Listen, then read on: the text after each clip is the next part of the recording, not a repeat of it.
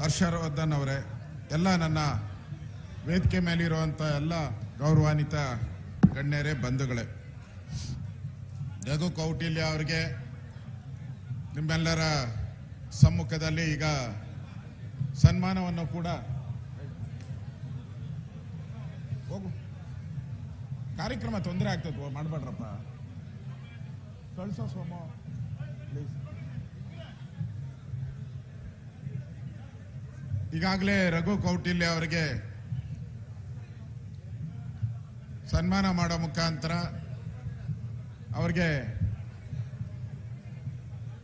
MLC 6 ವರ್ಷಗಳ MLC ಅವಕಾಶವನ್ನ ಭಾರತೀಯ ಜನತಾ ಪಾರ್ಟಿ ಕೊಟ್ಟಿದೆ. ವಿಶೇಷವಾಗಿ ಹಿಂದುಳಿದ ಸಮುದಾಯಗಳಲ್ಲಿ ಅತಿ ಹಿಂದುಳಿದ ಸಮುದಾಯಗಳನ್ನು ಗುರುತು ಮಾಡಿ ಅವರಿಗೆ ಅವಕಾಶಗಳ ಕೊಡಬೇಕು ಅನ್ನೋದು ಬಿಜೆಪಿಯ ಉದ್ದೇಶ. ಹಿಂದುಳಿದ ವರ್ಗಗಳ ಅತಿ ಹಿಂದುಳಿದ ವರ್ಗಕ್ಕೆ ಪ್ರಾತಿನಿಧ್ಯತೆ ಸಿಗಬೇಕು ಅನ್ನೋ ದೃಷ್ಟಿಯಿಂದ ರಘು ಕೌಟಿಲ್ಯ ಅವರಿಗೆ ಈ ಅವಕಾಶವನ್ನು ಕೊಟ್ಟಿದ್ದೀರಿ.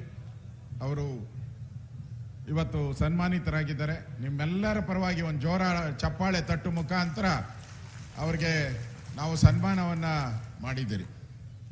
ಪ್ರಮುಖವಾಗಿ ಇವತ್ತು ದೇಶದಲ್ಲಿ SIR ನಡೀತಾ ಇದೆ. ಇಲ್ಲಿ ಬಂದಿರತಕ್ಕಂಥವ್ರು ಎಲ್ಲರೂ ಕೂಡ SIR ಅಲ್ಲಿ ಪಾಲ್ಗೊಳ್ಬೇಕು. ಯಾಕೆಂದ್ರೆ ಇನ್ನು 20 ವರ್ಷಗಳ ಕಾಲ ಮತದಾರರ ಪಟ್ಟಿ, ಈ ದೇಶದ ನಾಗರಿಕತ್ವ ಇವೆಲ್ಲ ತೀರ್ಮಾನ ಆಗುವಂಥದ್ದು SIR. ಅದರಿಂದ ಬಹಳ ಪ್ರಮುಖ ಇದು. SIR ಅಲ್ಲಿ ನಾವು ಭಾಗವಹಿಸಬೇಕು, ಇಡೀ ಕುಟುಂಬ, ನಮ್ಮ ಪರಿವಾರ ಎಲ್ಲರೂ ಕೂಡ ಈ SIR ಅಲ್ಲಿ ಭಾಗವಹಿಸಿ ದೇಶದ ಪೌರತ್ವವನ್ನು ವೋಟರ್ ಲಿಸ್ಟ್ ಅಲ್ಲಿ ನಮ್ಮ ಹೆಸರನ್ನ ನಾವು ಸೇರಿಸಬೇಕು. ಯಾಕೆ ಅಂತ ಹೇಳಿದ್ರೆ ನಮ್ಮ ದೇಶದಲ್ಲಿ ಸುಮಾರು 2 ಕೋಟಿಗೂ ಹೆಚ್ಚು ಜನ ಬಾಂಗ್ಲಾದೇಶ, ಪಾಕಿಸ್ತಾನದವರು ಇದ್ದಾರೆ. ನಮ್ಮ ದೇಶದ ರೇಷನ್ ಕಾರ್ಡು, ನಮ್ಮ ದೇಶದ ಹೆಲ್ತ್ ಕಾರ್ಡು, ರೇಷನ್ನು ಎಲ್ಲವನ್ನ ಪಡಿತಾ ಇದ್ದಾರೆ 2 ಕೋಟಿ ಜನ. ಕರ್ನಾಟಕದಲ್ಲೂ ಕೂಡ ಒಂದು 20 ರಿಂದ 30 ಲಕ್ಷ ಜನ ಬೆಂಗಳೂರು, ಮೈಸೂರು, ಕೊಡಗು, ಚಿಕ್ಕಮಗಳೂರು ಬೇರೆ ಬೇರೆ ಭಾಗದಲ್ಲಿ ವಾಸ ಮಾಡ್ತಾ ಇದ್ದಾರೆ. ಮೊನ್ನೆ ನಮ್ಮ ಪೊಲೀಸ್ ಕಮಿಷನರ್ ಹೇಳಿದ್ರು, 60 ಲಕ್ಷ ಖರ್ಚು ಮಾಡಿ ಸುಮಾರು 250 ಜನನ ಫ್ಲೈಟ್ ಅಲ್ಲಿ ಬಾಂಗ್ಲಾದೇಶದವ್ರನ್ನ ವಾಪಸ್ಸು ವೆಸ್ಟ್ ಬೆಂಗಾಲ್ ಕಳಿಸಿದ್ದೀರಿ ಅಂತ ಅಫಿಷಿಯಲ್ ಆಗಿ ಪೊಲೀಸ್ ಕಮಿಷನರ್ ಅವರು ಹೇಳಿದ್ದಾರೆ. ಈ ಎಲ್ಲ ಎಚ್ಚರಿಕೆ ಇದ್ರೂ ಕೂಡ ಈಗಾಗಲೇ ಪ್ರತಾಪ್ ಸಿಂಹ ಹೇಳಿದ ರೀತಿ ಕರ್ನಾಟಕದಲ್ಲಿ ಕೂಡ ಈ ಸರ್ಕಾರ DK ಶಿವಕುಮಾರ್ ಒಂಥರ ಮುಖವಾಡದ CM. ಮುಖವಾಡ, ನೀವು ಅವರ ಹಣೆ ನೋಡಿ, ವಿಭೂತಿ ನಾಮ ನಾವು ಹಾಕಲ್ಲ, ಅಷ್ಟು ನಾಮ ಊರವ್ರಿಗೆಲ್ಲ ನಾಮ ಹಾಕ್ತಾರೆ ಬಿಡಿ, ಅದೆಲ್ಲ ರಾಜ್ಯಕ್ಕೆ ನಾಮ ಹಾಕುವಂತ ವ್ಯಕ್ತಿ. ಹಣೆ ತುಂಬಾ ವಿಭೂತಿ, ಹೃದಯದ ತುಂಬಾ ಪ್ರೀತಿ, ಬಾಂಗ್ಲಾದೇಶದವ್ರಿಗೆ ಅಲ್ಪಸಂಖ್ಯಾತರ ಪ್ರೀತಿ ಇರುವಂತ ವ್ಯಕ್ತಿ. ಅವ್ರಿಗೆ ಈ ಬಾಂಗ್ಲಾದೇಶದವರು ಓಟು ಯಾವ ರೀತಿ ವೆಸ್ಟ್ ಬೆಂಗಾಲಲ್ಲಿ ಮಮತಾ ಬ್ಯಾನರ್ಜಿ 3,000 ರೂಪಾಯಿಗೆ, ಕೇವಲ 3,000 ರೂಪಾಯಿ ಕೊಟ್ರೆ ನಿಮಗೆ ಆಧಾರ್ ಕಾರ್ಡು, ರೇಷನ್ ಕಾರ್ಡು ಎಲ್ಲ ಕೊಟ್ಬಿಡ್ತಾ ಇದ್ರು. ಯಾರ ಮೊನ್ನೆ ಕಾಂಗ್ರೆಸ್ಸಿನ ಅಧ್ಯಕ್ಷರು ಹೇಳ್ತಾ ಇದ್ರಂತೆ, ಹರಿಪ್ರಸಾದ್, ಕೇಂದ್ರ ಸರ್ಕಾರ ಅವ್ರದೇ, ಯಾಕೆ ಇವ್ರನ್ನ ಒಳಗಡೆ ಬಿಟ್ರು? ನಾವು ಬಿಟ್ಟಿಲ್ಲಪ್ಪ, ನಿಮ್ ಪಾರ್ಟ್ನರ್ ಮಮತಾ ಬ್ಯಾನರ್ಜಿ ಬಿಟ್ಟಿರೋದು. ಹಿಂದೆ ದೇಶ ಆಳಿದ್ರಲ್ಲ ನೀವು ಮನಮೋಹನ್ ಸಿಂಗ್ ಇದ್ದಾಗ, ಬಿಟ್ಟಿರೋದು. ನಾವು ಬಿಡ್ತಾ ಇಲ್ಲ, ನಾವು ಅವ್ರನ್ನೆಲ್ಲ ಓಡಿಸ್ತಾ ಇದ್ದೀರಿ. ಬಿಟ್ಟೋರು ನೀವು, ಹಿಂದೆ ಕಾಂಗ್ರೆಸ್ ಸರ್ಕಾರ ಇದ್ದಿದ್ದು ನೀವು ಬಿಟ್ಟಿರೋದು.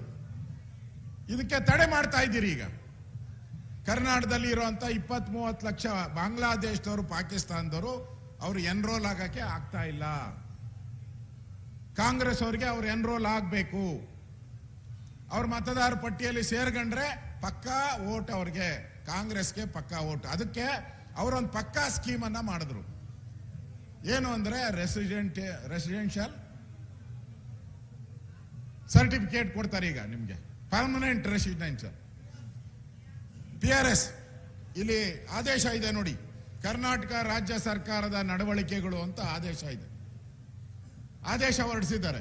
ಶಾಶ್ವತ ನಿವಾಸ ಪ್ರಮಾಣ ಪತ್ರ, ಪರ್ಮನೆಂಟ್ ರೆಸಿಡೆಂಟ್ ಸರ್ಟಿಫಿಕೇಟ್ PRC ಕುರಿತು ಸಮಗ್ರ ಮಾರ್ಗಸೂಚಿ ಹೊರಡಿಸುವ ಬಗ್ಗೆ ಅಂತೇಳಿ ಆದೇಶದ ಕಾಪಿ ಇದೆ ನನ್ನ ಹತ್ರ. ಈ ಆದೇಶದ ಕಾಪಿಯಲ್ಲಿ ಏನಿದೆ ಅಂದ್ರೆ 10 ವರ್ಷ ಇದ್ರೆ ಸಾಕು. ನೀವು 10 ವರ್ಷ ಇದಾರೋ ಇಲ್ಲೋ ಗೊತ್ತಿಲ್ಲ, ಹೆಸರಿಗಷ್ಟೇ. ಆದೇಶಕ್ಕೆ 10 ವರ್ಷ ಇಲ್ಲಿ ವಾಸ ಆಗಿದ್ದಾರೆ ಅಂತ ಹೇಳಿದ್ರೆ ನಿಮ್ಗೆ ಶಾಶ್ವತ ನಿವಾಸ. ಶಾಶ್ವತ ಯಾರನ್ನ ಇದಾರ ಇಲ್ಲಿ? ಇಲ್ಲಿ ಬಂದೆ ಸುಮ್ಮನೆ, ಅಲ್ಲಿರುವುದು ನಮ್ಮ ಮನೆ. ಗ್ಯಾರಂಟಿ ಇಲ್ಲ, ನಾಳೆದು ಗ್ಯಾರಂಟಿ ಇಲ್ಲ, ನಮಗೆ ನಾಡ್ದು ಗ್ಯಾರಂಟಿ ಇಲ್ಲ. ಇದ್ದಷ್ಟು ದಿನ ಒಳ್ಳೇದು ಮಾಡಪ್ಪ ಅಂತ ದೇವ್ರು ಕಳಿಸಿದಾನೆ. ಒಳಿತು ಮಾಡು ಮನುಷ್ಯ ಅಂತ ನೀನು ಕಳಿಸಿರೋದು ಇಲ್ಲಿಗೆ. ಈ DK ಶಿವಕುಮಾರ್ ಅವ್ರಿಗೆ ಶಾಶ್ವತವಾಗಿ ಕೊಡ್ತಾರಂತೆ. ಶಾಶ್ವತ ಅಂದ್ರೆ ಏನು? ಬಾಂಗ್ಲಾದೇಶದವ್ರಿಗೆ ಸರ್ಟಿಫಿಕೇಟ್ ಕೊಡಕ್ಕೆ ಮಾಡ್ತಾ ಇರುವಂತ ಸ್ಕೀಮ್ ಇದು. ಕೂಡಲೇ ಇದನ್ನ ವಾಪಸ್ ತೆಗಿಬೇಕು.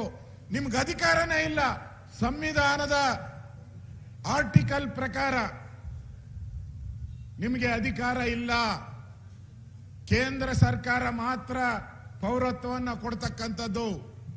ಕೇಂದ್ರ ಸರ್ಕಾರ ಮಾತ್ರ ಪರ್ಮನೆಂಟ್ ಈ ದೇಶದ ನಾಗರಿಕ ಯಾರು ಅಂತೇಳಿ ಸರ್ಟಿಫಿಕೇಟ್ ಕೊಡುವಂತ ಅಧಿಕಾರ ಕೇಂದ್ರ ಸರ್ಕಾರಕ್ಕೆ ಮಾತ್ರ ಇರೋದು.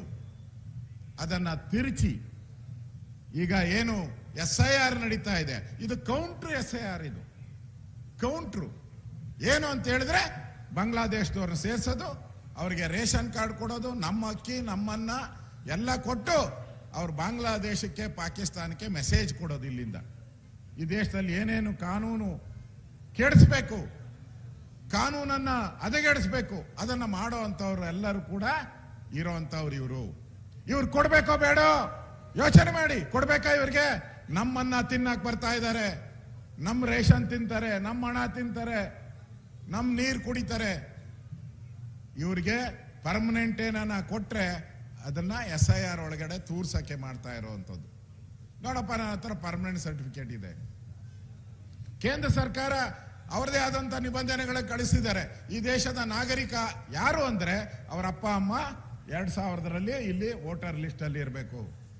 ಅವರಿಲ್ಲ ಅಂದ್ರೆ ಅವ್ರ ತಾತ ಅಜ್ಜಿ ಆದ್ರೂ ಇರಬೇಕು. ಕಾಂಗ್ರೆಸ್ ಅವ್ರಿಗೆ ಅದು ಬೇಕಿಲ್ಲ. ಏನನ ಮಾಡಿ ಮೊನ್ನೆ ಕೋಗಿಲಲ್ಲಿ 1000 ಜನನ ನಾವೇ ಓಡಿಸ್ತೀರಿ BJP ಹೋರಾಟ ಮಾಡಿ.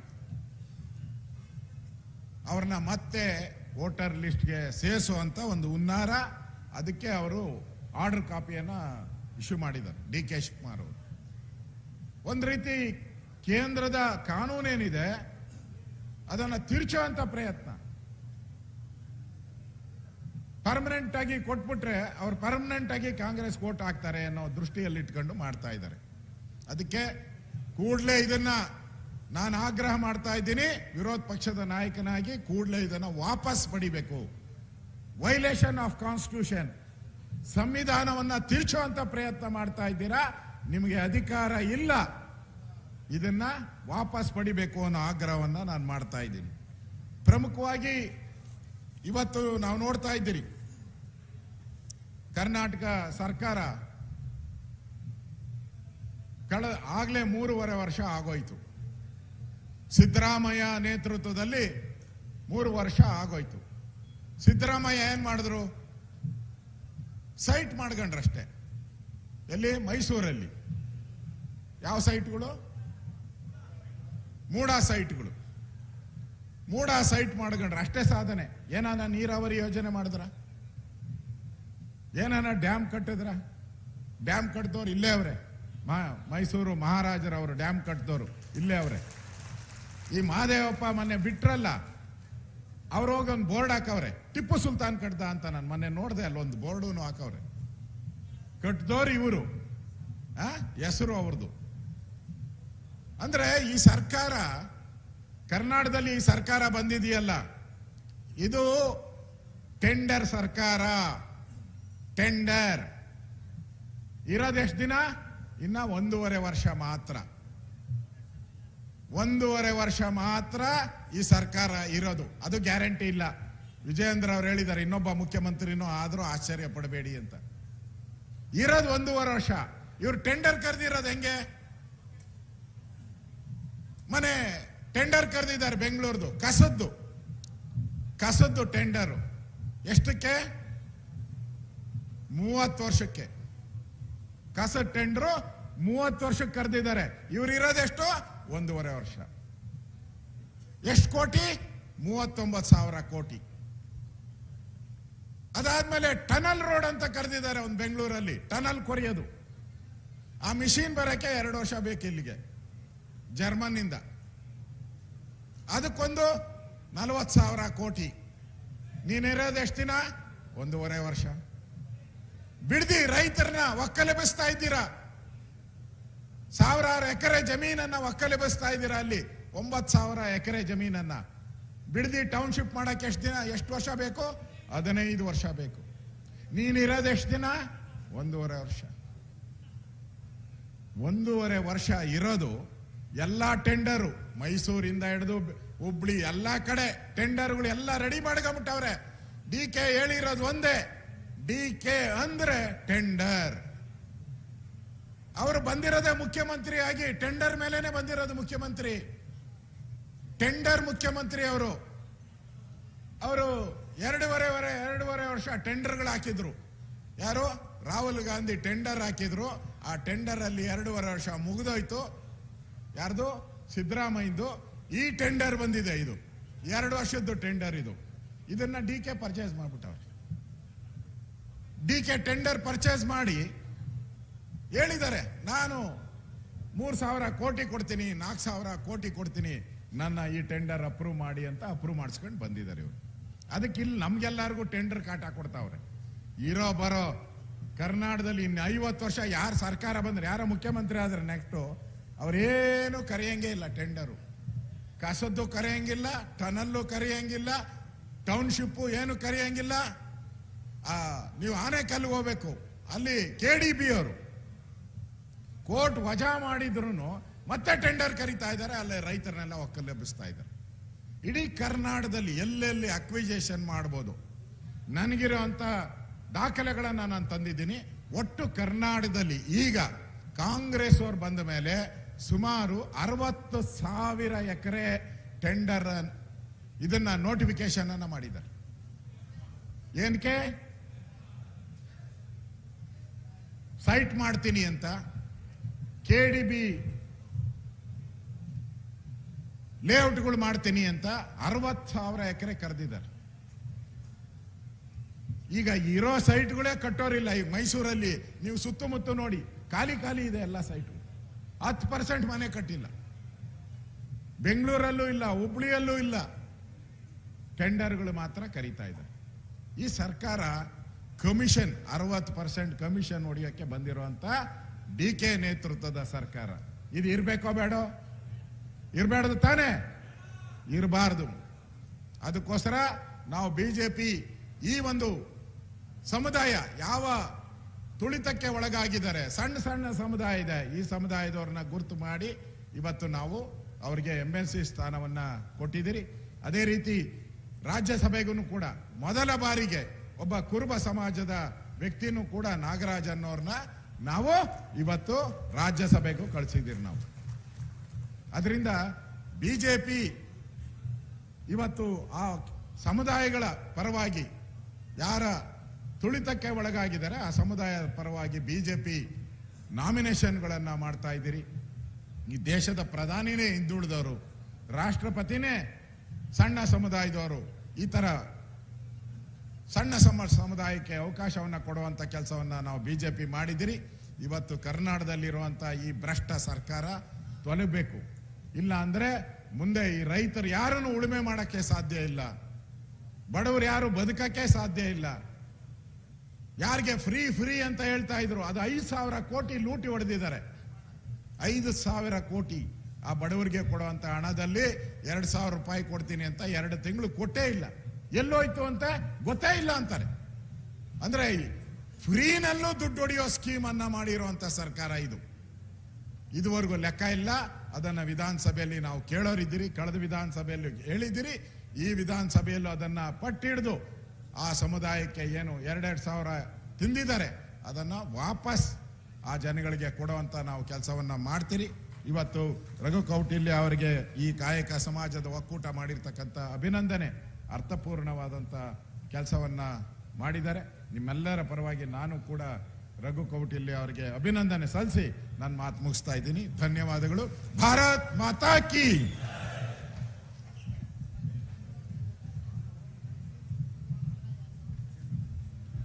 ಕಾಯಕ ಬಂಧುಗಳೇ, ಇನ್ನು 25 ನಿಮಿಷದಲ್ಲಿ, ಇನ್ನು ಅರ್ಧ ಗಂಟೆಯಲ್ಲಿ ಈ ಕಾರ್ಯಕ್ರಮ